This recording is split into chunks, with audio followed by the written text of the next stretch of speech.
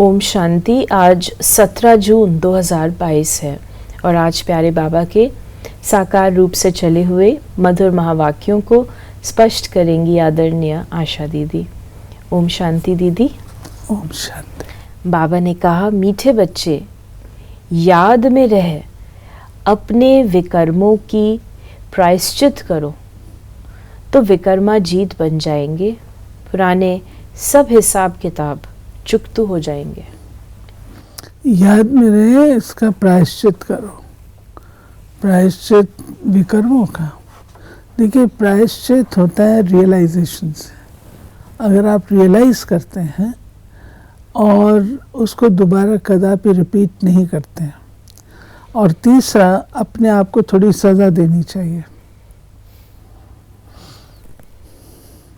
चौथा, प्रण लेना चाहिए, तब प्रायश्चित होगा। तो प्रायश्चित की परिभाषा अलग है, आप कहते हैं? यस, नहीं, यही परिभाषा है, कोई अलग परिभाषा नहीं है। प्रायश्चित इसी को कहा जाता है, यानी रिपेंटेंस। आप रिपेंट कैसे करेंगे? कुछ तो करेंगे प्रैक्टिकल में। प्रश्न है कि किन बच्चों से हर बात का त्याग सहज हो जाता है? जिन बच्चों को अंदर से वैराग आता है वो हर बात का त्याग सहज ही कर लेते हैं। तुम बच्चों के अंदर अब ये इच्छाएं नहीं होनी चाहिए कि ये पहनूं, ये खाऊं, ये करूं। देह सहित सारी पुरानी दुनिया का ही त्याग करना है। बाप आए हैं तुम्हें हथेली पर बहिश्त देने, तो इस पुरानी दुनिया से बुद्धि योग हट जाना चाहिए। देखिए, जब हम योगी बनते हैं तो जो कर्मेंद्रिय हैं उन पर हम विजय प्राप्त करते हैं। बाबा ने हमें सहज ज्ञान सहज योग सिखाया है। इसमें कोई त्याग की ऐसी बात नहीं कि हम कोई चीज़ का त्याग करके चले जाएं।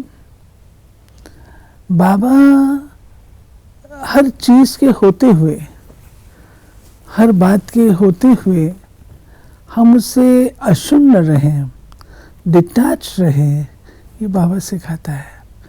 और वही ज्ञान की और योग की ताकत है। अगर इन चीज़ों की तरफ अभी भी बुद्धि जाती है तो माना ज्ञान और योग की धारणा की कमी है।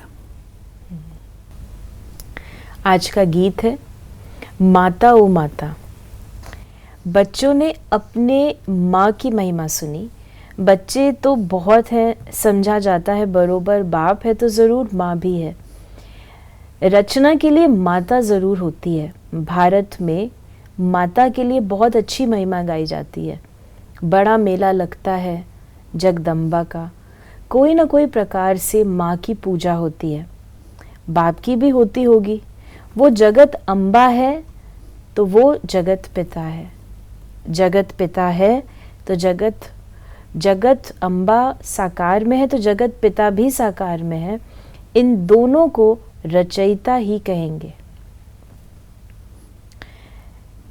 निराकार को ही कहा जाता है गॉड फादर। मदर फादर का रास्ता समझाया गया है। छोटी माँ भी है, बड़ी माँ भी है। महिमा छोटी माँ की है। भल अडॉप्ट करते हैं, माँ को भी अडॉप्ट किया जाता है, तो ये बड़ी माँ हो गई ना। बाबा गीत बजाए माता हो माता, तो बाबा इसमें हमको शिव बाबा भी माँ है, ब्रह्मा भी माँ है और संभालने वाली मम्मा वो भी माँ है। तो बाबा कहते छोटी माँ की अपनी महिमा है, उसका मेला लगता है। उसके बाद है ब्रह्मा जिसको शिव बाबा अडॉप्ट करता है, तो हमारी बड़ी माँ हो गई जिसके मुखारविंद के द्वारा जन्म देता है। और शिव बाबा माँ इसी रूप से, क्योंकि वो है ही निराकारी माता पिता। विक्रम संवत भी है तो विकर्मा जीत संवत भी है। पहला आधा कल्प विकर्मा जीत कहेंगे, फिर आधा कल्प विक्रम संवत शुरू होता है। अभी तुम बच्चे विकर्मों पर जीत पाकर विकर्माजीत बनते हो। पाप जो हैं उनको योग बल से प्रायश्चित करते हैं। प्रायश्चित होता ही है याद से। जो बाप समझाते हैं कि बच्चे याद करो तो पापों का प्रायश्चित हो जाएगा, अर्थात कट उतर जाएगी। सिर पर पापों का बोझा बहुत है, जन्म जन्मांतर का। बाबा ने शुरू में भी कहा और अभी इसका तात्पर्य यही है कि शिव बाबा कहते हैं मुझे तुम प्रेम से याद करो, तब तुम्हारा जन्म जन्मांतर का जो बोझा है वो खत्म होगा। याद से हल्कापन आता है, विकर्मों का नाश होता है। बाबा ने कहा समझाया गया है कि जो नंबर 1 में पुण्य आत्मा बनता है वही फिर नंबर 1 पाप आत्मा भी बनता है। उनको बहुत मेहनत करनी पड़ेगी, क्योंकि शिक्षक बनते हैं सिखाने के लिए, तो ज़रूर मेहनत करनी पड़ेगी। बीमारी आदि होती है तो अपने ही कर्म कहे जाते हैं। अनेक जन्मों के विकर्म किए हैं, इस कारण भोगना होती है, इसलिए कभी भी इससे डरना नहीं है, खुशी से पास करना है, क्योंकि अपना ही किया हुआ हिसाब किताब है। प्रायश्चित होना ही है एक बाप की याद से। जब तक जीना है तब तक तुम बच्चों को ज्ञान अमृत पीना है, योग में रहना है। विकर्म है तब तो खांसी आदि होती है, खुशी होती है यहाँ ही सब हिसाब खत्म हो जाए। अपने लिए भी कह रहे हैं ब्रह्मा बाबा, यानी रोग आते हैं तो जरूर कुछ ना कुछ तो विकर्म शेष है, तब तो उसको क्लियर करने के लिए आ रहे हैं ना। मोचरा खाकर मानी मिले तो भी बेइज्जती है ना। अनेक प्रकार के दुख की भोगना होती है। यहाँ अनेक प्रकार के दुख का पारावार नहीं, वहाँ सुख का पारावार नहीं। फिर बाबा ने कहा कि यह बेहद का बाप जो मोस्ट बिलवड है, जिसको फिर आधा कल्प याद किया, जो ब्राह्मण बनते हैं वही बाप से वर्षा लेने के हकदार बनते हैं। सच्चे ब्राह्मण बहुत प्योर होने चाहिए। सच्चे गीता पाठी को पवित्र तो रहना ही है, वो झूठे गीता पाठी पवित्र नहीं रहते। अब गीता में तो लिखा हुआ है काम महाशत्रु है, फिर खुद गीता सुनाने वाले पवित्र कहाँ रहते हैं। फिर बाबा कहते हैं देखिए, धर्मशास्त्र सुनाते हैं, पुस्तकें उठा के सुनाते हैं, श्रीमद् भगवत गीता सुनाते हैं, उसमें स्पष्ट लिखा हुआ है कामेषु क्रोधेषु, परंतु सुनाने वाले उसको छोड़ते थोड़ी हैं। फिर बाबा ने कहा काशी में काशी कलवट खाते हैं ना, अभी गवर्नमेंट ने बंद करा दिया है, नहीं तो बहुत काशी कलवट खाते थे। कुएं में जाकर कूदते थे, कोई देवी पर बलि चढ़ते थे, कोई शिव पर। देवताओं पर बलि चढ़ने का कोई फायदा नहीं। काली पर बलि चढ़ते, काली को कितना काला काला बना दिया है। अभी तो है सभी आयरन एजेड जो पहले गोल्डन एजेड थे। अम्बा एक को ही कहा जाता है, पिता को कभी अम्बा नहीं कहेंगे। अब ये कोई भी नहीं जानते, जगत अम्बा सरस्वती ब्रह्मा की बेटी है।